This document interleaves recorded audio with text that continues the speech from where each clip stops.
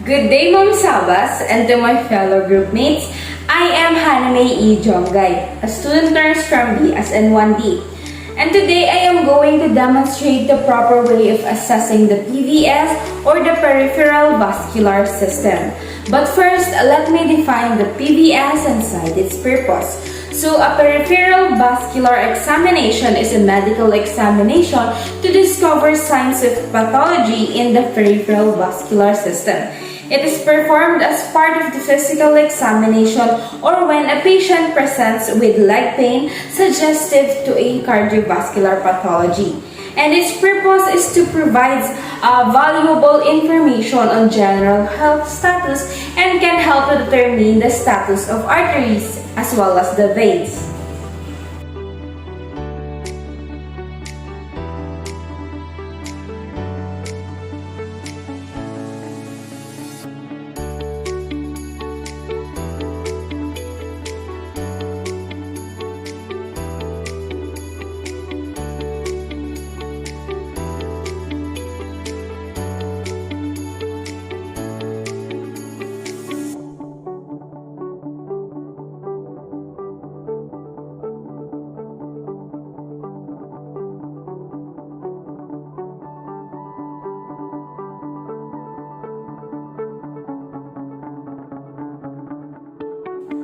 Now let's proceed in wearing our gloves. So the gloves can protect your health and the health of the person you are caring for.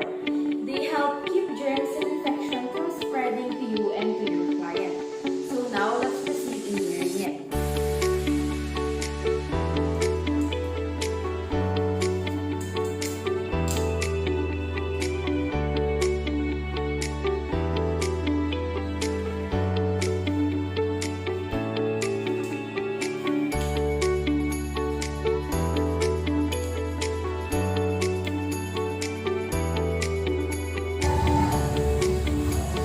Good morning, sir. I am Haname E. Jongay and I am a student nurse from Southern Luzon State University.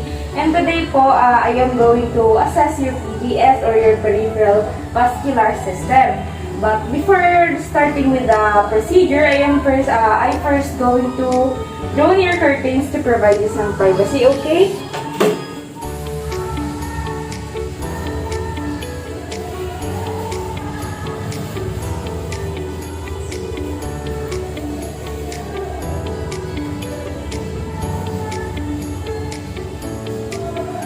And since I already done with providing the client their privacy, and I also done with the proper way of hand washing and also the gloving, I am now going to proceed in the actual procedure or the proper procedure of assessing the peripheral vascular system.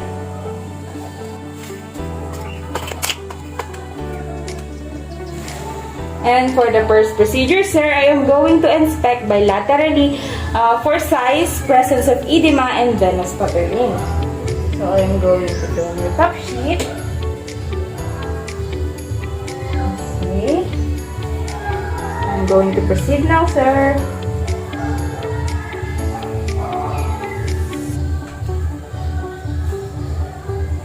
Okay.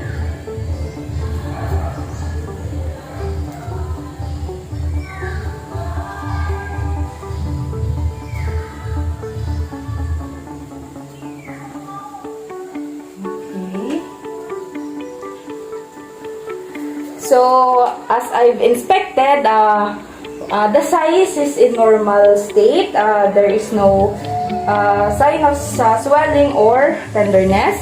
And for the presence of edema, I don't notice or I don't feel any signs of edema. And for the venous patterning, your venous is a little bit visible, so and it is totally normal, so you don't have to worry anything about it. Okay, sir? So now I am going to proceed for the second part. And now I am going to inspect for bilaterally for skin color. So now I am going to proceed, sir.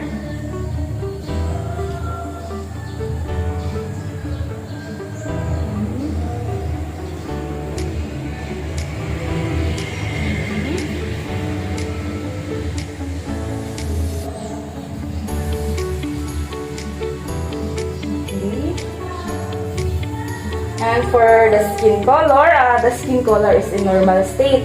It is symmetric to your color of the entire body, okay? So now, let's proceed in the next part. I am now going to inspect for your fingertips and for any clubbing, okay? Okay.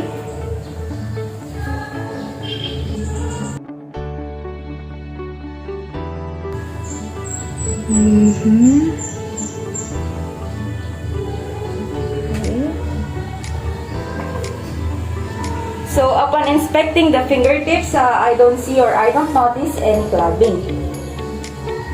And for the next part, I am going to palpate your fingers, hands, and arms for temperature using my dorsal surface of my arms or fingers. Okay, now let's proceed, sir.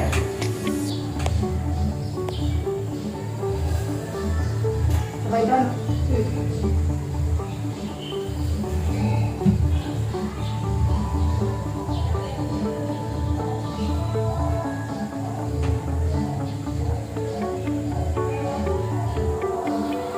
Okay, so for the temperature, it is normal.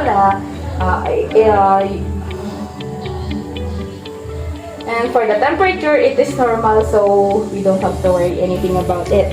And now I am going to proceed in palpating your radial pulse. Okay, just relax, sir.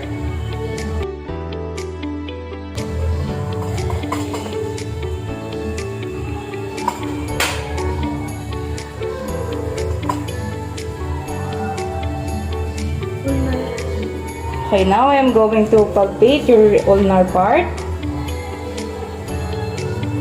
Your ulnar pulse. Okay. And now for your brachial pulse.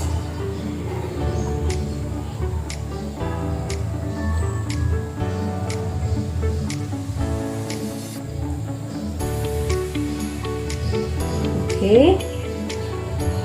And now I am going to proceed in the next part. So I am going to palpate your epitrochlear. And now I am going to palpate your epitrochlear lymph nodes behind the elbow in the groove between the biceps and the triceps muscle. So now, sir, I'm going to proceed na. Okay, just relax.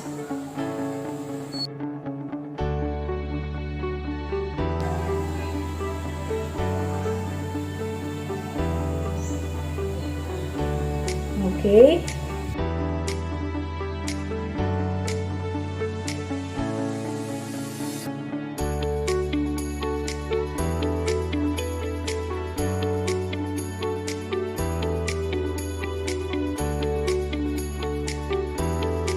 And now I am going to perform the Allen test by occluding the radial and ulnar arteries and observing for palm pallior, then release the ulnar artery and watch for color to return to hand. Okay, sir, just relax.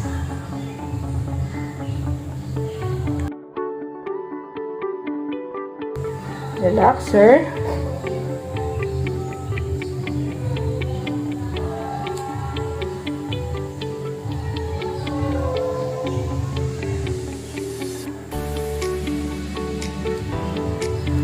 Okay.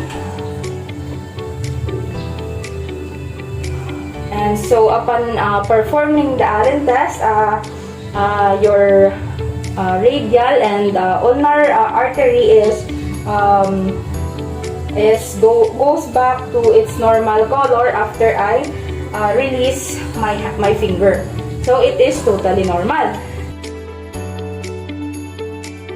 So now for the lower extremities, I am going to inspect the distribution of hair on the legs. I am now going to draw your top sheet, sir. Okay. Just relax.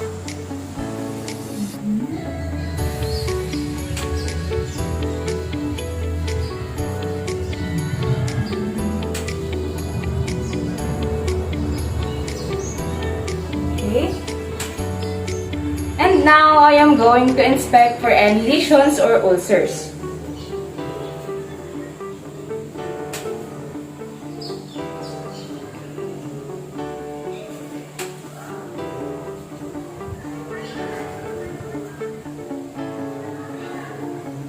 So, upon inspecting, I don't see any lesions or ulcers in the leg part of our client.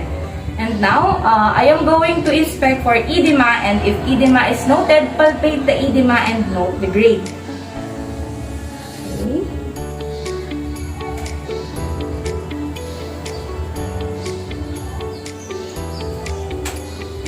So, upon inspecting, I don't see or I don't notice any edema, so I will skip the grading part of the edema. So now I am going to palpate bilaterally for temperature.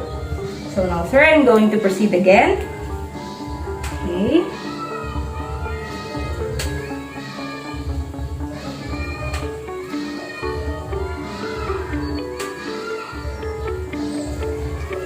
So the temperature is normal, and now I am going to palpate for the popliteal pulse. Okay, sir, relax po.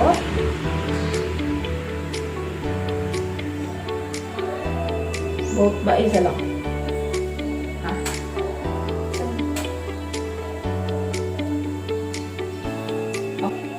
Okay, now, so I am going to palpate the dorsalis pedis pulses.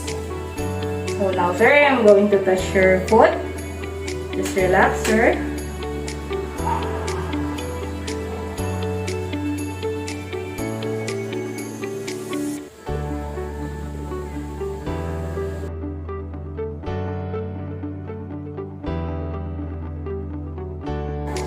Okay, so now we are done.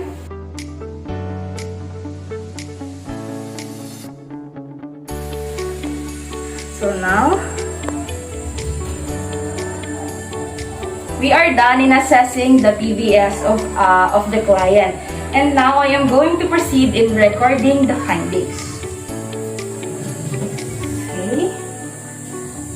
So let me sum it up, sir.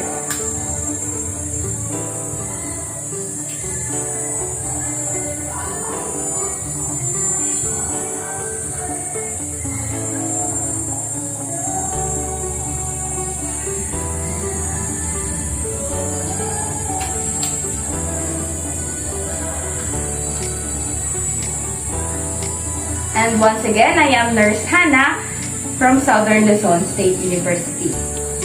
Have a nice day!